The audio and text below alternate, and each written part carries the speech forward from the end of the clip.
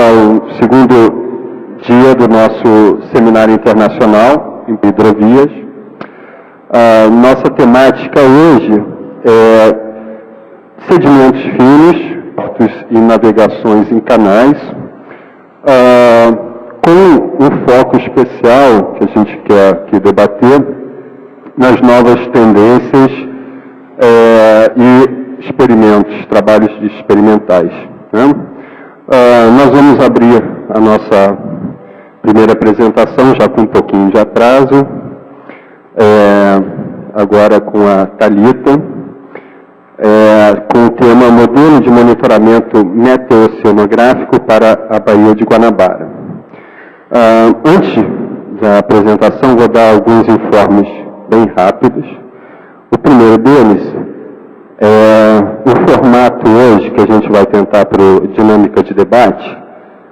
Nós vamos fazer as 3 apresentações. Se tiver tempo, mas geralmente não tem, a gente faz algumas poucas perguntas. Mas no nosso horário de debate, a gente vai trazer e vai fazer o debate aqui com o pessoal que fez a apresentação na mesa. Isso dá uma dinâmica melhor, ok? Então vamos lá. O segundo informe, o mais importante, a nossa sessão de fechamento vai ser amanhã, sexta-feira, na Lapa, no Rio Cenário Antiquário. Mas é importante que a gente, quem for, coloque o nome, né, para fazer reserva, ok? Porque lá tem que ser reservado, tá bom? Então vamos lá, bom trabalho a todos. Por favor, Thalita.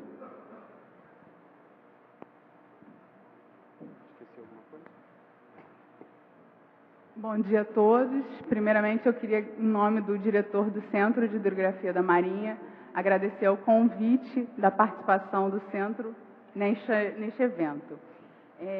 Eu estou aqui hoje para apresentar um projeto que foi executado pelo Centro de Hidrografia e ele desenvolveu um modelo de monitoramento meteoceanográfico para a Baía de Guanabara. O projeto já se encerrou e a gente está hoje apresentando os resultados deste projeto.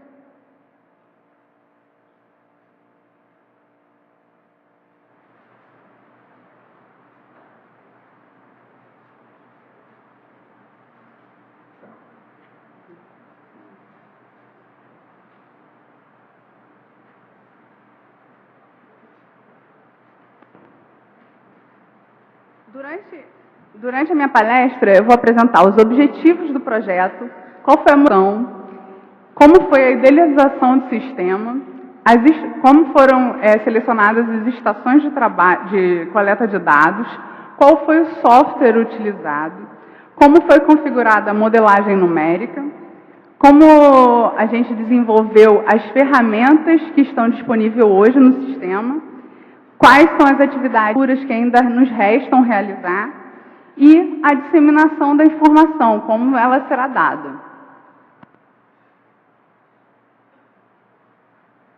Bom, o objetivo do projeto foi apresentar um sistema que fosse capaz de compatibilizar ferramentas de previsão de tempo, gerar dados em tempo real, fornecer as previsões ambientais e todas essas condições para aproximação ao porto, para que ela fosse utilizada em suporte à decisão para as autoridades marítimas, da comunidade marítima, a praticagem, as autoridades portuárias, as empresas de navegação e a própria autoridade marítima. Qual foi a motivação do projeto? Primeiro, ele foi pensado devido a uma chamada pública de financiamento do Ministério de Ciência e Tecnologia, através da financiadora de projetos para o Comitê Temático Aquaviário. Então, ele foi planejado usando ser submetido a essa chamada pública de financiamento. Por que ele foi planejado para ser submetido a essa chamada pública? Nós precisávamos elaborar soluções para disponibilizar dados e informações meteorológicas e oceanográficas para melhorar o planejamento das viagens e o acesso ao porto. Como é que se deu a idealização do sistema? Primeiro, nós pensamos em como seria a instalação dos sensores e dos equipamentos de coleta de dados. Depois, nós iniciamos efetivamente a coleta desses dados para começar a realizar uma série temporal dos dados observados. Depois, nós realizamos as configurações das grades de modelagem para que a gente pudesse ter uma previsão das condições ambientais no acesso ao porto. Feito isso, nós fizemos a implementação do sistema no software de integração. Juntando a modelagem com o dado observado, nós fomos fazendo essa implementação do sistema, né? Com o sistema implementado, nós começamos a desenvolver as ferramentas para auxílio à decisão do acesso ao porto. Como foram pensadas as estações de coleta de dados? Nós fizemos dois tipos de coletas fixas e de campanha. As coletas fixas foram feitas através de estações automáticas. Nós instalamos uma na Ilha Fiscal, no interior da Bahia,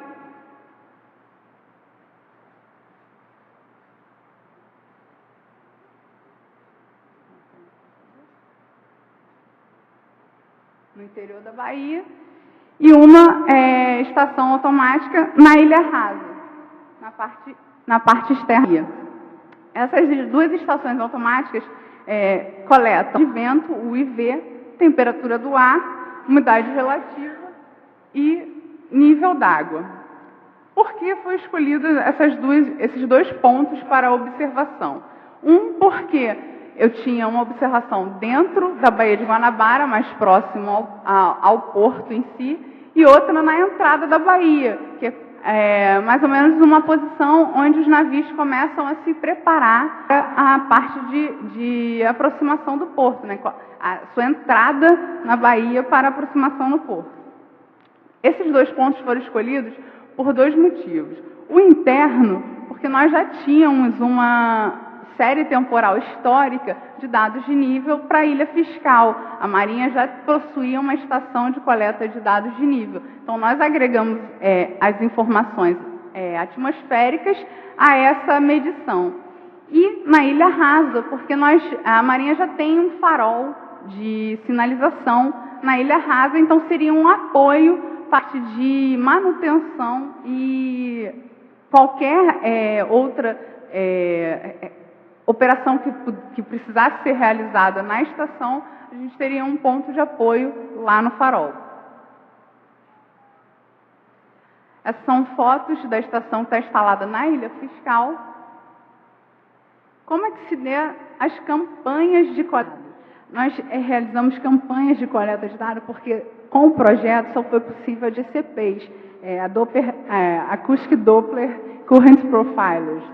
A gente não conseguiu adquirir boias de fundeio para observação de ondas e correntes. Então, nós realizamos campanhas que fizessem a medição temporária para que nós pudéssemos definir os perfis de correntes e ondas dentro e fora da Bahia. Essas campanhas elas foram realizadas em pontos simultâneos, na ilha de Contunduba, na entrada da Bahia e próximo a uma boia de sinalização na margem leste do Canal Varrido, para justamente verificar as condições na entrada da Bahia e mais próximo do local do porto. Foram realizadas duas coletas simultâneas nesses dois pontos, uma para o período de verão e o período de inverno, coletando informações de nível d'água, corrente e ondas. Isso tudo foi feito para que a gente pudesse caracterizar o regime da Baía de Guanabara, como que funcionam as condições de tempo e oceânicas para a Baía da Guanabara, o que o navegante pode esperar para essas condições. Essa é um dos lançamentos do ADCP. qual foi o software que nós escolhemos para fazer a modelagem numérica. Nós escolhemos o pacote de modelagem e de visualização Delft 3D Plus da Deltares, desenvolvido pela TU Delft. Ele foi customizado para a Baía de Guanabara pela Deltares, atendendo aos requisitos que o CHM levantou como necessários para atender essa necessidade portuária. Essa é uma das telas de visualização do sistema. Nela a gente pode obter as informações pontuais de previsão, tanto de previsão astronômica quanto de previsão numérica da modelagem.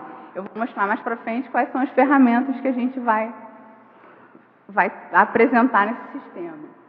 Como é que se deu a configuração da modelagem? A configuração da modelagem, nós utilizamos o módulo Flow para fazer a modelagem hidrodinâmica.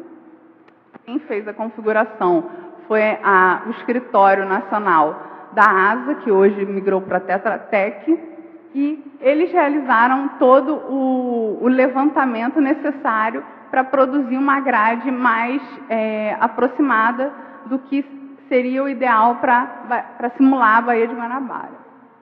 Então, como é que foi construída a grade da modelagem? Ela tem 244 por 241 pontos em 10 níveis sigma.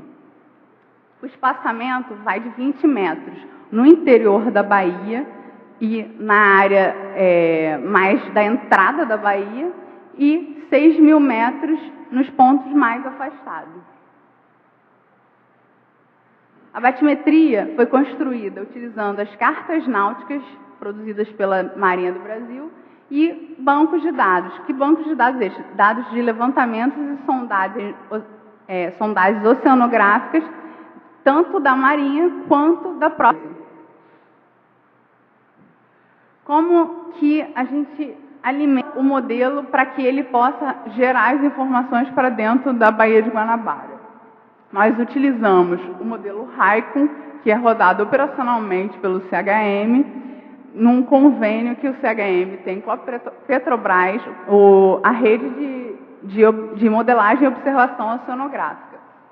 Esse modelo, ele é mais para a área oceânica, então a resolução dele não é tão detalhada para que possa observar os fenômenos da escala da Baía de Guanabara. Então, ele só alimenta a modelagem que a gente construiu para a Baía de Guanabara. Então, como é que é feita essa alimentação? As condições na borda do sistema são passadas pelas previsões do Raikon, onde eu tenho 11 segmentos aqui a oeste, 12 segmentos a leste e 16 segmentos ao sul, passando informações de temperatura, salinidade e invariantes Riemann, que passam elevação e corrente geradas pelo Raikon. As forçantes atmosféricas, o vento e as informações de pressão nós usamos para que os sistemas fossem gerados são do modelo Cosmo, que é rodado operacionalmente pelo CHM, com resolução de 10 km, e na falha deste, o modelo do NCEP, o GFS, que é divulgação pública na internet. Já para modelagem de ondas, nós usamos o módulo Wave, pacote Delft 3D. A configuração também foi feita pela ASA/Tetra Tech, onde eles produziram duas grades, uma menos detalhada para essa área do exterior da Bahia e uma mais detalhada para o interior da Bahia. Todas elas forçadas pelo modelo que nós rodamos operacionalmente no CHM, que é o modelo WaveWatch 3, com uma resolução de 10 km também. Por isso que nós fizemos essa grade mais externa, para que a informação fosse passada de uma pior resolução para uma melhor resolução, sem ter um impacto muito significativo na hora de transferir as escalas. Como é que é feita essa passagem da informação do WaveWatch para a grade de modelagem? São feitas séries temporais TPAR para cada célula do modelo WaveWatch 3 rodado no CHM e passada para cada célula da grade de modelagem do módulo Wave, passando informações de altura significativa, período e direção das ondas. Aí, configurada essa modelagem, o que nós conseguimos disponibilizar de informação? Nós geramos campos de corrente, que elas podem ser tanto estáticas quanto animadas, para a superfície e para o fundo, no caso da modelagem em terceira dimensão. Campos de temperatura da superfície e do fundo para a modelagem em 3D, né? E a gente consegue também animar esse campo ou ver passo a passo. Outra disponibilidade de ferramenta é que ao colocar um mouse em cima do campo, a gente consegue obter o valor pontual. Aqui não dá para fazer, porque aqui é uma animação feita do sistema, mas no sistema operante, que se os senhores que tiverem interesse, ele está sendo simulado ali na sala onde a gente realizou as inscrições, ele obteve o valor pontual. Então, no caso de uma necessidade de uma precisão maior, a gente consegue obter aquele valor bem.